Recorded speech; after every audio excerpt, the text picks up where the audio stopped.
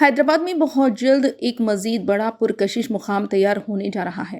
وہ ہے tunnel aquarium. سمندر کے اندر چلنے اور سمندری جانداروں کو قریب سے دیکھنے کا تجربہ دینے کے لیے یہ منصوبہ دبئی اور سنگاپور کے طرز پر تقریباً 300 کروڑ روپے کی لاگت سے تیار کیا جا رہا ہے۔ اس سہولت کو کیڈال نامی کمپنی قائم کرے گی۔ شہر کے تفریحی مقامات میں بہت بڑی تبدیلی آنے والی ہے۔ اب لوگوں کو ساحل سمندر تک جانے کے لیے دور سفر نہیں کرنا پڑے گا، کیونکہ بیچ کا تجربہ خود حیدرآباد میں دستیاب ہونے والا ہے۔ عالمی کانفرنس کے موقع پر کئی تنظیمیں ریاستی حکومت کے ساتھ اہم مفاہمتی معاہدے کرنے جا رہی ہے، جن کے تحت تفریح، ثقافت اور دیگر شعبوں میں بڑے منصوبے شروع ہوں گے جو شہر کی شکل بدلنے والے ہیں۔ کوٹوال کوڑا میں 35 ایکڑ رقبے پر مصنوعی بیچ تیار کیا جائے گا۔ یہ منصوبہ تقریباً 235 کروڑ روپے کی لاگت سے تعمیر ہوگا، جس میں ہسپانوی کمپنیاں تکنیکی مدد فراہم کر رہی ہیں۔ عام عوام یہاں مناسب قیمت میں نہانے، بوٹنگ اور دیگر بیچ سرگرمیوں کا لطف اٹھا سکیں گے۔ اس کے علاوہ ڈیسٹینیشن ونگر اور خصوصی تقریبات کے لیے بھی انتظامات کیے جائیں گے۔ حیدرآباد کی ایک اور بڑی پرکشش ٹنل ایکویریم ہوگی۔